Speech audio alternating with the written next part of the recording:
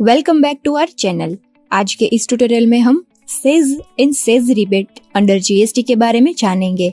Says यानी कि special economic zone एक डेडिकेटेड जोन है जहां बिजनेसेस को सिंपल टैक्स और इजी लीगल कंप्लायंसेस का बेनिफिट मिलता है।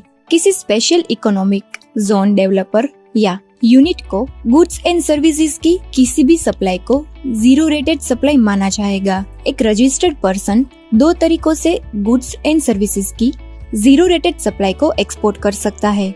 आईजीएसटी के पेमेंट के बिना बॉन्ड या एलयूटी के तहत सप्लाई और आईटीसी का क्रेडिट का क्लेम कर सकता है, या आईजीएसटी की पेमेंट पर सप्लाई और पेमेंट किए गए टैक्सेस का रिफंड क्लेम कर सकता है। चलिए अब सेज रिलेटेड सेटअप्स करते हैं। पहले हमें सेज को रिलेटेड रिक्वायर्ड इनवॉइस टाइप का सेटअप करना होगा। उसके लिए go to setup, company setup, GST setup में जाएं। यहाँ जीएसटी ऑटो सेटअप पर डबल क्लिक करें। नेक्स्ट सेल्स इनवॉइस सेटअप में जीएसटी टाइप में सेज को रिलेटेड जीएसटी टाइप सिलेक्ट करें, सेज और सेज रिबेट। फिनिश पर क्लिक करके सेटअप को सेव करें।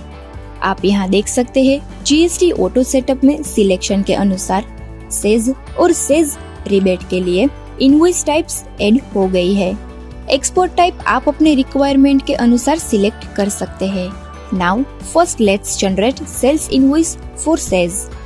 यहाँ पार्टी अकाउंट सिलेक्ट करें, फिर यहाँ इनवॉइस टाइप में सेज सिलेक्ट करें, प्रोडक्ट सिलेक्ट करें, क्वांटिटी और रेट एंटर करने के बाद आप यहाँ देख सकते हैं कि आइटम अमाउंट की इफेक्ट सेल्स अकाउंट सेज में आई है।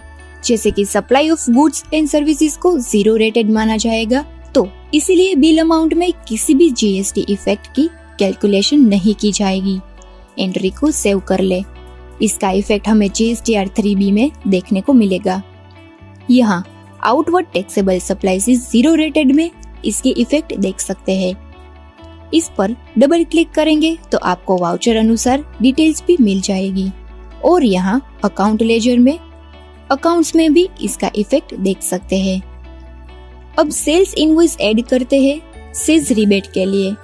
इनवॉइस टाइप में सेज रिबेट सिलेक्ट करें, प्रोडक्ट सिलेक्ट करें, क्वांटिटी और रेट एंटर करने के बाद आप यहाँ देख सकते हैं कि आइटम अमाउंट की effect sales account SEZ rebate में आई है और आईजीएसटी की कैलकुलेशन आइटम अमाउंट पर की जाएगी।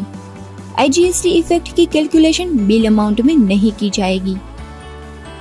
इसका इफेक्ट हमें जीएसटीआर 1 में देखने को मिलेगा। यहाँ पहली जो है सेज सप्लाईज विदाउट पेमेंट की एंट्री और दूसरी सेज सप्लाईज विथ पेमेंट यानी कि सेज रिबेट की एंट्री की इफेक्ट है। और यहाँ अकाउंट लेजर में सेज रिबेट के केस में हम GST, provisional account, integrated account और अन्य अकाउंट्स में इसका इफेक्ट देख सकते हैं। ये थी मिरेकल में सेज एंड सेज रिबेट की एंट्री। इसी के साथ हम इस ट्यूटोरियल को समाप्त करते हैं। Don't forget to like, share and subscribe to our channel. Thank you for watching.